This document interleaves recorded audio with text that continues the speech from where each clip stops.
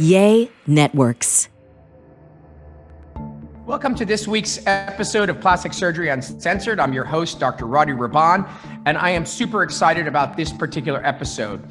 For those of you who listen in on a weekly basis, you know that our message, our goal, our objective every week is to leave you with something informative, educational, and more importantly, that's going to give you some guidance through this process. I love plastic surgery, and therefore I want patients to enjoy the benefits of plastic surgery. But as all of us know so well, plastic surgery can have side effects, can have complications. And so what we wanted to do this week, and I was really lucky because the guest we're going to have on today, aside from just being willing to share her journey, has a lot of experience in the world of fillers, as she used to work for one of the companies, one of the major companies, and I'll let her introduce herself.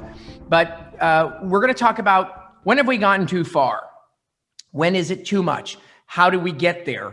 What do we do about it? And so with no further wasted time, Gabby, welcome to the show. Thank you, Dr. Rahban. It's good to be here.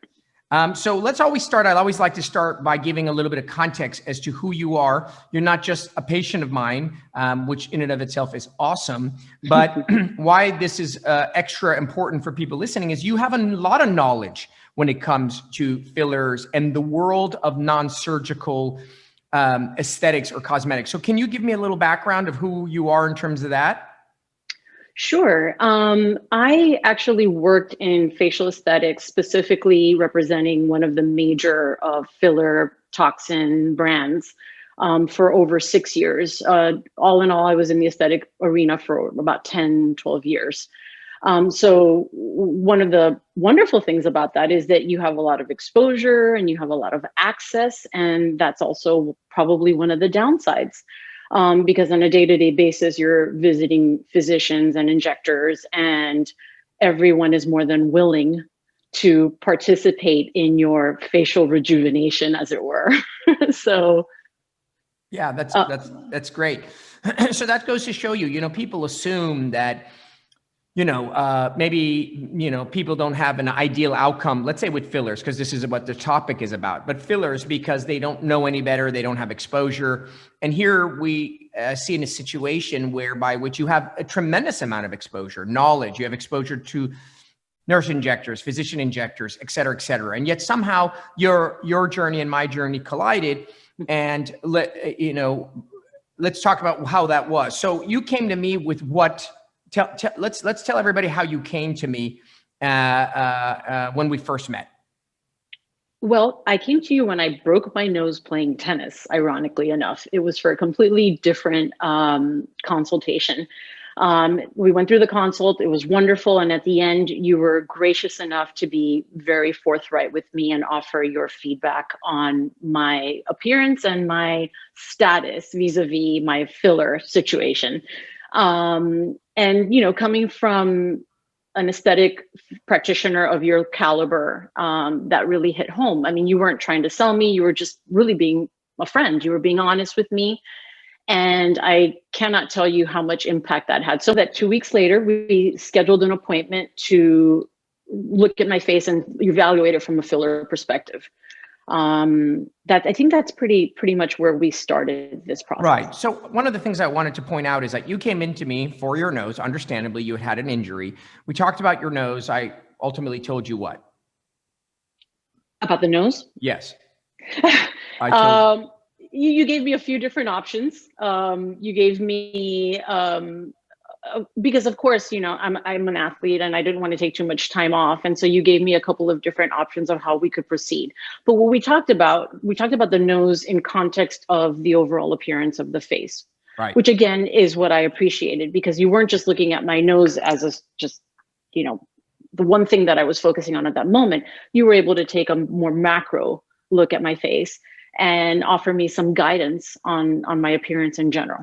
So that's the reason why I bring that up is, yes, this is about the filler and not about the nose. But what I wanted to point out to people is you want to go to individuals who can give you just overall advice. One of the problems that I have when you go to the subspecialists who all they do is inject all day long is the saying that you see that if you are a hammer, you see the world as a nail. which is a very famous and very appropriate description or metaphor, which is, you have your rose-colored glasses on and you're very, very tunnel visioned. But when you go to individuals, whoever that may be, that have a broader understanding, they can help, because the goal isn't for your cheeks to look good or your nasolabial fold to look good. The goal is for you to look good. And for you to look good, your features, your eyebrows, your eyes, your nose, your lips, your chin, your jaw, everything has to come in harmony and sound good as a musician wants all of the instruments to sound good. And so while you came in for your nose, what I said to you, and I said, you have very striking features, which is you just have unique features. You have strong brow, strong cheek, strong jaw. You are of Latina descent. You have deep set eyes, which make for a challenging filler patient because you're misled many times. And we'll get into those pitfalls that I always refer to. And what I said to you, and I try to do it as gently as I can, is I said, hey, listen, I know you're here for your nose, but you're a beautiful lady. I would just say to you, cautionary, that I see that in my opinion, my humble opinion, your fillers seem to be overdone. And that's that was basically correct. what I said to you. I said, I think that, yes, you're here for your nose, but if I may, I feel like for a beautiful woman, I think your fillers are overdone. And it wasn't that, hey, I think I need to do your fillers. It wasn't, hey, I think you need more fillers. It was, hey, I think you look amazing, but I think you could look amazing with less. And so I think because you have knowledge and you're smart and you looked in the mirror and I pointed a few things out, it enticed you to come back and have a conversation a second time in which we really sat down and delved into like, okay, well, what are you talking about? What do you mean that's too much? Where is it too much? Why is it too much, et cetera? And so what I want to talk about is the slippery slope of fillers. The slippery slope of fillers is there's two scenarios. Scenario one is the uncommon and scenario two is the common. Scenario one is the uncommon, which is someone goes in, they never having had fillers, they walk out and they're like way overdone. That almost never happens. That's why when people come in and their number one fear is like, oh my God, I just don't want to walk out overdone. It just doesn't happen. It doesn't happen.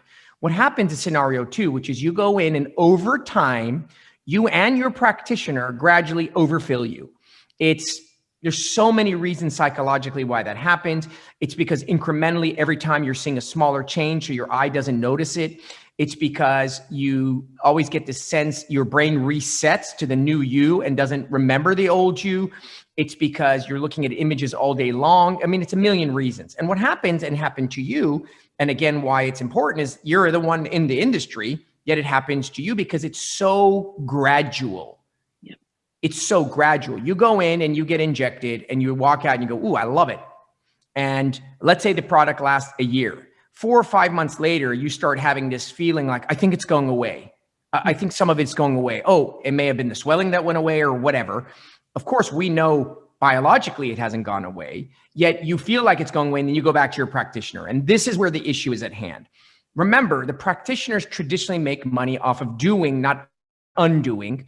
And so that you come in and say, hey, Dr. Schmo, or better yet, often, I'm so sorry, but Nurse X, I think my nasolabial folds are emptying or my cheeks. And they're like, yeah, we can do another syringe. We can do another syringe. We can do another syringe. So what happens is it's 10 steps forward, 4 steps back, 10 steps forward, 4 steps back. It isn't 10 steps forward, 10 steps back, 10 steps forward, 10 steps back. It's you go forward, a little of it goes away, you go and put some more. And then next thing you know, you're 43 steps forward. And so the issue is patient's sense of self, but more importantly, it's practitioners. If your child comes and asks you for a cookie every morning, it's really not your child's fault. And I don't mean to be disrespectful that patients are akin to children, but they don't know any better. More so, the practitioner knows better or ought to know better. And it's the practitioner's responsibility, like, hey, Gabby, you know what? You're absolutely right. I do think I see what you're saying, but I don't think you're ready for another syringe. As a matter of fact, actually, it looks quite normal. Come back another day. Why don't we talk in 4 months? Rather than be like, well, you came, so let's fill you up.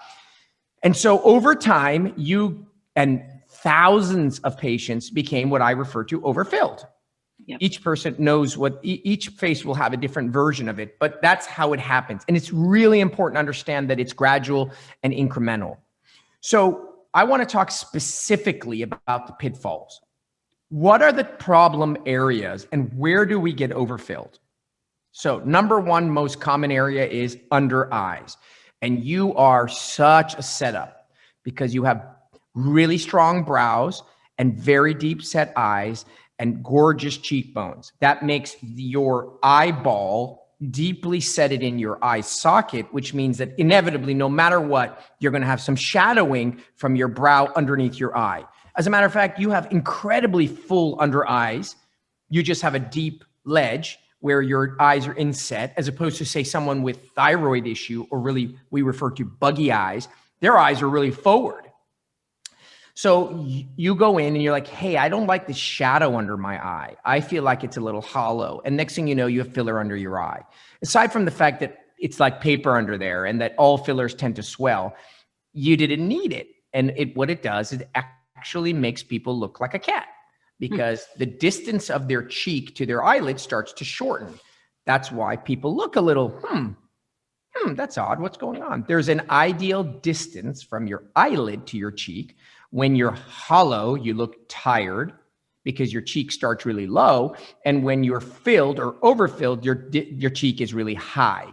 And you had such beautiful cheekbones to begin with, but once you start filling under your eye, to get rid of the shadow, which is from your brow, you get overfilled. So that's number one. I reverse that all the time. Number two is the nasolabial fold. So people with really full, beautiful cheeks, like you, invariably have deeper nasolabial folds, right?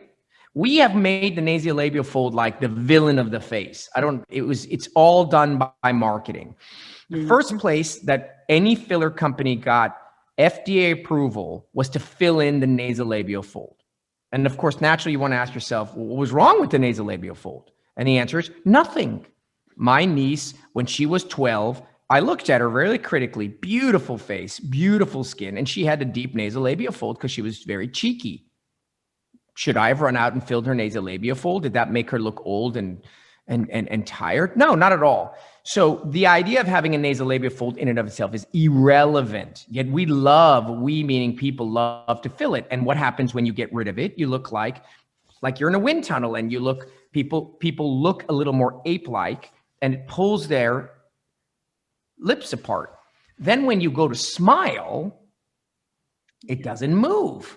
And then people say, God, she looks really weird when she smiles. She being someone, not you, but in general. And then you kind of like, God, that looks weird when she animates. She looks frozen. Well, you have no animation in your nasolabial fold. The cheeks are where you want to fill when the cheeks are hollow, when they lead to the nasolabial fold being full. But in and of itself, nasolabial folds are not important. And you had really full cheeks because you have great bones, but they filled your nasolabial fold anyways. And what did that make it look? It looked a little bit odd, and especially when you would smile. Next, we get into the lips. You have beautiful lips. Now, I don't recall, your lips were not filled per se, were they? No, you had beautiful lips and you had left them alone, and rightfully so. But we know, everyone knows now lips are way overdone. I mean, duck lips, ski slope lips, etc., whatnot. You could say, well, that's fashion and people like thick lips now and didn't so. But universally, we must admit that people are starting to look pretty ridiculous. So you're lucky you have beautiful full lips just by your ethnicity. So you didn't mess with that, but people do all the time. And the last area that's quite common to be overfilled is the jawline or the marionette lines. And as we age, we develop them, and a little of that can be filled. But a lot of people, as they get older, they need a facelift, and they just keep going in. They fill it and fill it and fill it, and next thing you know, they look. I call it the koi effect, like a koi fish. The width of their jaw just expands like a bulldog because they're filling an area that doesn't need to be filled, but rather pulled. Which segues me before we take our break, which segues me into another really, really important issue, which is the distinction between when do we fill and when do we cut, right? And so you and I talked about this the other day. Volume is filling, laxity is pulling and cutting. Mm-hmm. Now, you get away with a little bit of not needing to pull and cut when you fill, but you never fill to take the place of pulling and cutting. So when you need a facelift, you need a damn facelift. Oh, I don't want a facelift. Okay, no problem. Just don't do it. But don't go putting something else in exchange. That's like saying you need gasoline. Oh, I don't want to buy gas. I'll just put motor oil in. You need gasoline. You don't need motor oil. But I have a lot of motor oil, and it's cheap and it's easy and it's accessible. So it's really simple. And people often are, especially as they transition from like 50, 60 to 70, there's this window where their practitioners need to relinquish them, right? This injector needs to say, hey, I think we've reached our limit with what we should, could, ought to do. I think you need to now either leave it be or seek the help of someone to help you in a surgical arena, right? And that is seldom done. And people more times than not pass point, meaning they pass that point where they should have stopped.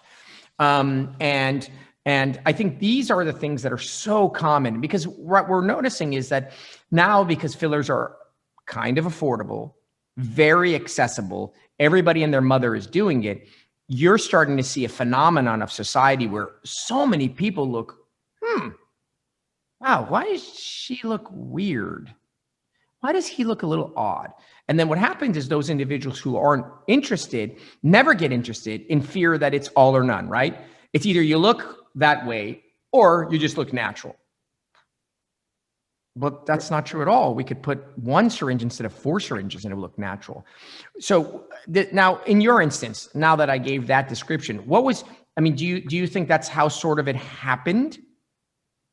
Yes, I think initially the way it happened for me was I went in, I was a new rep. And of course, as you said, all the filler companies have approval for one area, at least initially, which was the nasal labial folds. So that's how it started with me. They said, well, you're new to this company and we're going to have a, company-wide injection, day. And so that's where it started. So the folds got filled. Then when the folds got filled, you start paying attention to other areas that now seem off balance because of, like you said before, the folds are supposed to be there. When you fill them, something else has to be compromised. Some other geometry in the face has to be compromised. So then it became, well, maybe I just need some more in my cheekbones to then balance this situation out. So I got some in the cheekbones. Then it became under the eyes. Then it just turned into this spot situation where one area gets filled, another one starts looking weird. Then that one has to get balanced by injecting a different area. So before you knew it, my face, I don't even know how many syringes I had in my face. But there came a time when I saw a photo, and it always starts, at least in my opinion, with a photo. The mirror rarely tells you as much as a photo does. And I looked at a photo and I could not figure out what I didn't like and what looked so wrong. But something looked wrong. And it wasn't that, I think the best way to describe it is simply, I looked at the photo and I couldn't recognize myself. I just saw myself as a different person. And so when you pointed it out, I said, aha, he's right. And I knew I knew it. I mean, I just knew it, and I needed that validation. And I needed the objective, aesthetic professional's opinion to validate what I was already kind of feeling, and I couldn't figure out how to undo what I had done.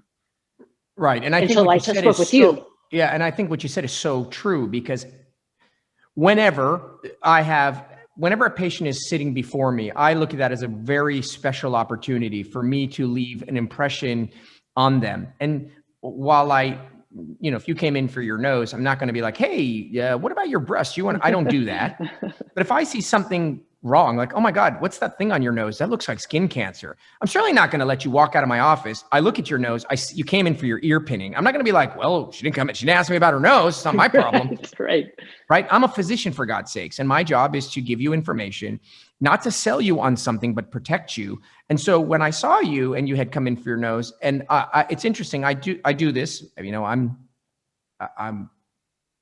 direct and forthcoming, and I try to be as real as I can with patients. Seldom have I ever had a patient say, what do you mean my face is overfilled? Seldom. Almost always across the board, there's yeah, I know. Yeah, I was thinking that. Yeah, I think you're right. I see that.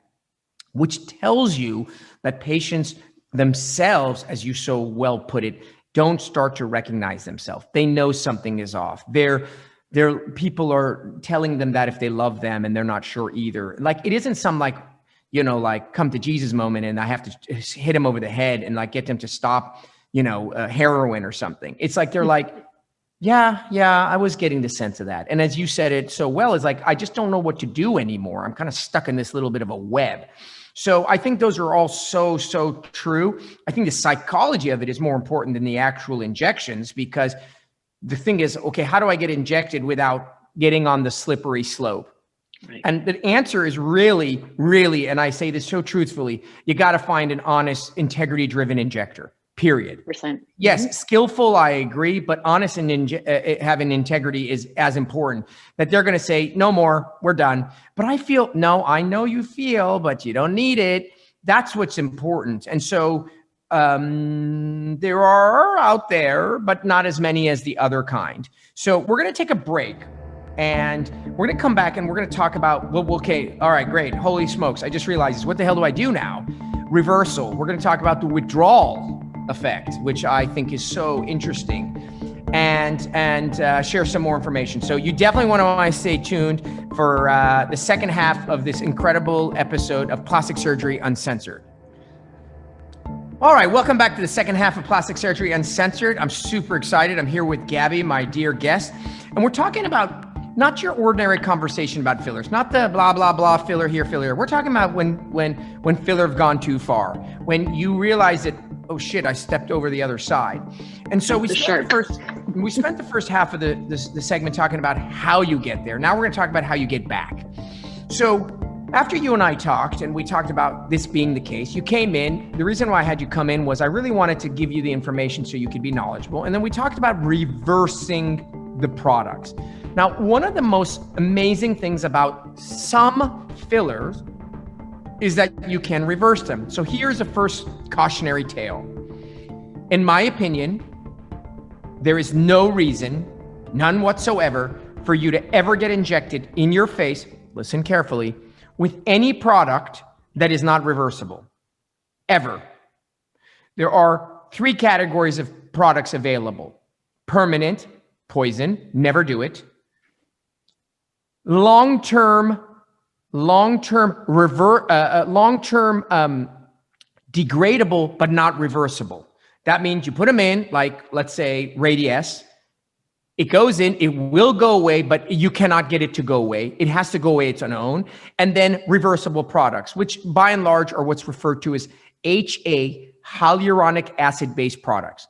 In my opinion, in today's technology, in today's world, there are so many HA products, from thin to thick, short-acting, long-acting, high-level, superficial, deep, blah, blah, blah, that there's no reason for a human being to walk into a clinic and ever get anything injected in their face ever again.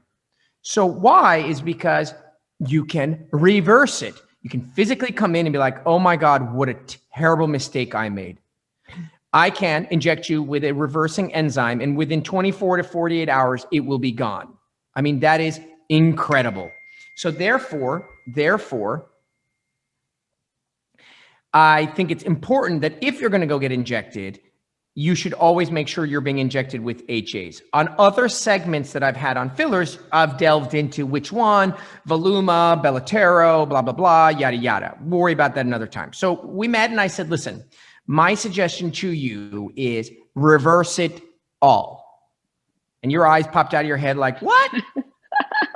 Yep. Yeah. Every single patient, and I've done this, I can't tell you how many times, I tell them they're overfilled. They go, yes, I agree. I tell them, and then I tell them I need to reverse it all. And all of them, every one of them panic, because they're like, what do you mean reverse it all? Can't we just reverse just a little bit? And so the answer is no, in my opinion. And the reason is twofold. Number one, the product isn't that sensitive. The reversal agent isn't like we're just going to shave off 10% of it. It's kind of like a huge napalm bomb where we just put it in the area and just dissolve all of it. Sure, you can try put a little less, a little more, but you won't have accuracy to be like, I'll remove 22%. That's number one. Secondly, you want to start from a clean slate. You're not going to go in with a terrible haircut Go get to a hairstylist. They usually tell you, let it all grow out and let me just cut it from scratch. When you try to make something good out of, when you're trying to make something good out of bad, you end up making something kind of good or semi-bad. It's just not the right approach. So the answer is reverse it all. Now, why do patients panic? Because this is their blankie.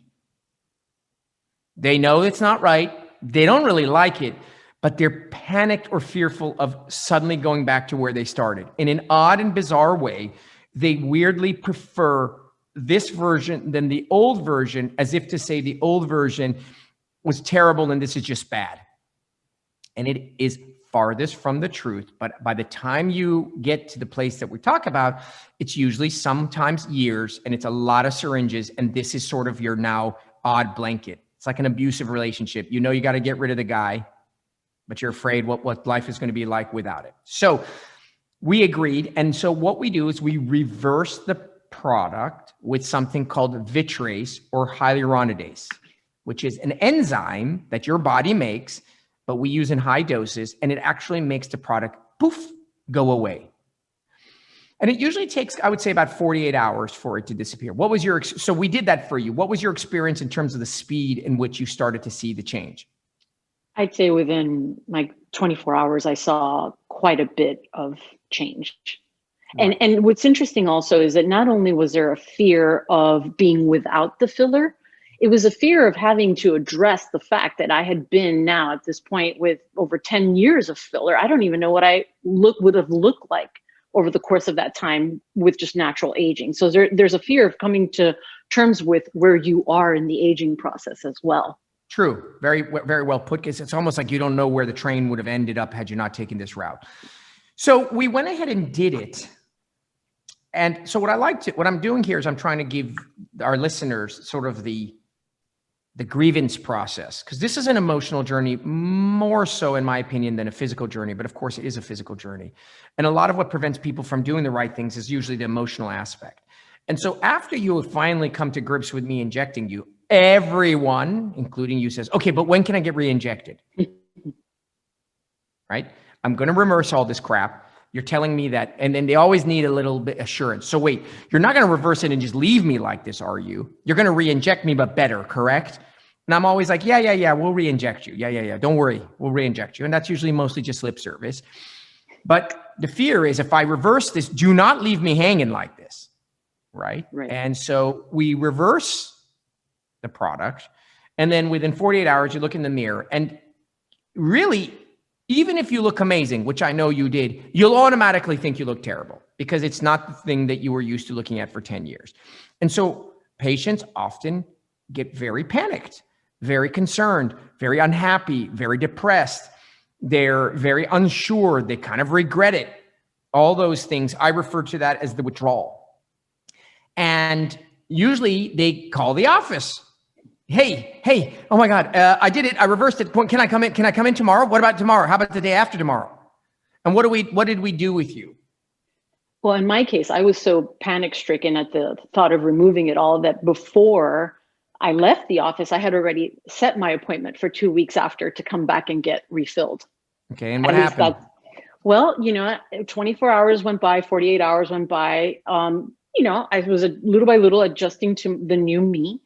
And I actually started liking what I was seeing, which was kind of interesting. Yes, I started seeing lines forming that weren't there before, and I started seeing a loss of volume, but I actually also started seeing my face, the face that I recognized from long ago. So, I still had in my back pocket the security of knowing that I was going to see you again. So I wasn't feeling that dread that I did the day or the days leading up to the reversal, actually. So I knew, okay, well, it's okay. I'm going to see him again. I'll see him in 14 days. I've got this. I can handle 14 days. But I was pleasantly surprised. I was pleasantly surprised that I was able to see myself again. Yeah.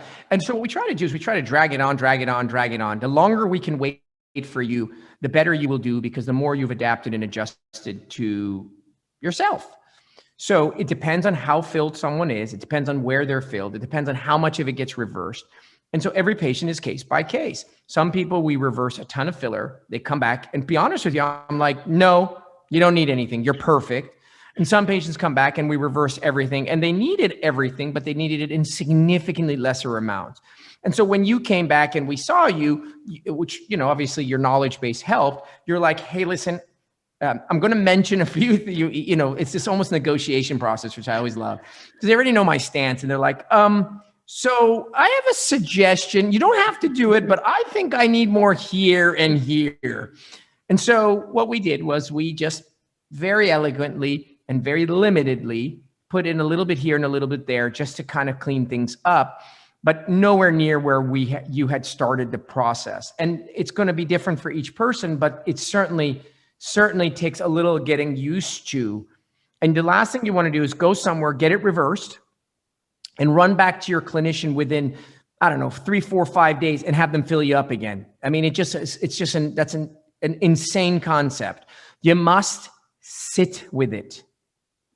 There's a reason why I call it the filler withdrawal. It's because there's a physical and psychological experience that you have to kind of get used to. The wrinkles that you don't see are because you were filled up. And when you're filled up, yes, you have no wrinkles, but you also don't look anything like yourself. So there's a trade-off and a balance between, yes, wrinkles they're part of life. You don't look terrible with wrinkles. You just want to have this balance of where you look the best version of yourself. And so I really think that was an interesting experiment, and it's almost always the same process. So where are you now? So tell me so let's just put it in full circle. Let's put it in full circle physically, and let's put it in full circle psychologically. Physically, when you see your face now in comparison to, let's say, 3 months ago, what do you see in terms of beauty and the way you see yourself? Well, I definitely, just from a subjective assessment, I like what I see much better.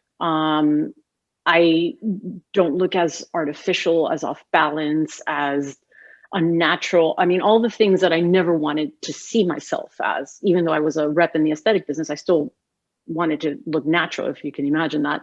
I see myself now, and I'm much more pleased with how I look. I still feel like I look young and as good as possible for my age, but without compromising, again, just looking like a natural, like a natural person, with everything sort of in the right place and in the right amount. I see some lines that I'm okay with. I see, again, it's just, for me, it's been, I really feel like I've come full circle. I like what I see for the first time in a very, very long time. I'm talking about years and years that I haven't looked in the mirror and felt comfortable with what was looking back at me. And then the second thing is an interesting point is, what about those that love you? Your husband, your sister, your brother, your mom, your kids. What about those people? Because it's interesting, because those people love you, and two things happen. One is they gradually see you change, because it's not like I said, you didn't go in the morning and came back like, what the hell happened? It's like watching grass grow. It's gradual. And the other is they don't want to hurt your feelings, because, they love you. And like, well, if you want to color your hair purple, well, I accept you. So, but there's no question that for people, when they look better, people tend to notice it, and often they say, hey, wow, I love your new haircut. Looks great on you. What was that take from the people that love you? Did anyone notice? Did no one notice? What was the experience? My husband did say that I look great. He had been privy to the process, so he knew what I was going through. But he did say that I look great. And interestingly enough, looking back, there were people along the way who had kind of tried to stop me from going any further. No, you don't need to go to the doctor. No, you look great. Why are you going back? And the good thing is now I don't hear that anymore. I'm hearing quite the contrary. You look amazing. And, I just turned 50 last year. And so I got a lot of compliments about that at that point. And so I think that generally speaking, we're all much more comfortable where I'm at. Good. Yeah, no, and I think that's important. You don't live in isolation. And the thing is, a lot of people, what you do to yourself is important to you, but it does affect the people you love. And so this is, often a lot of people find conflict in altering themselves. Oh, why are you getting a nose job? Oh, what do you need to get a tummy tuck for? There's a lot of judgment. There's a lot of thoughts. There's a lot of opinions. And we've we've had many conversations about those on other podcasts, and what my opinions and philosophy is about other people's suggestions and or judgment of you. But nevertheless, it's true. And so whatever you do in life is partially for you and partially for the people you love. And so I think it's very important that when you start to veer off track, the people that try to push you back on track, they're happy when you get back on track, whether that is physically, emotionally, mentally, your diet, whatever it is. This is just one of those things. So it's just good all around. And as I said to you before, most importantly, the key is you look in the mirror, in your instance, looking at photographs, and you see yourself. And that's what we want to do with plastic surgery. See yourself, but slightly better. Yes. Well, I think the segment was, in my opinion, awesome and helpful. And every time I have a guest who comes on here, I always say, thank you for having courage to come, talk, expose, share. We live in a very judgmental world, and it's always easier to just stick your head in the sand and be private.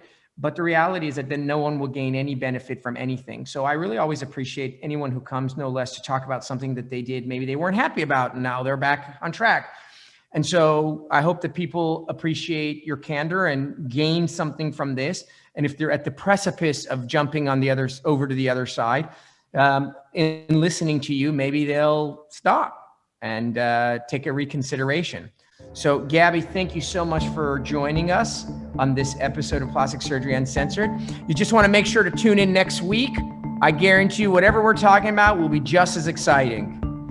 This is your host, Dr. Rady Rahban. Thank you for listening to Plastic Surgery Uncensored with Dr. Rady Rahban. We would love your feedback. If you enjoyed this episode, or if you find our podcast helpful, tell us why. Leave us a review and make sure you subscribe on your favorite podcast platform. If you have a topic you would like for us to discuss in an upcoming episode, please reach out to us on Instagram at Dr. Rady Rahban, on Facebook at Rady Rahban, or at RadyRahban.com.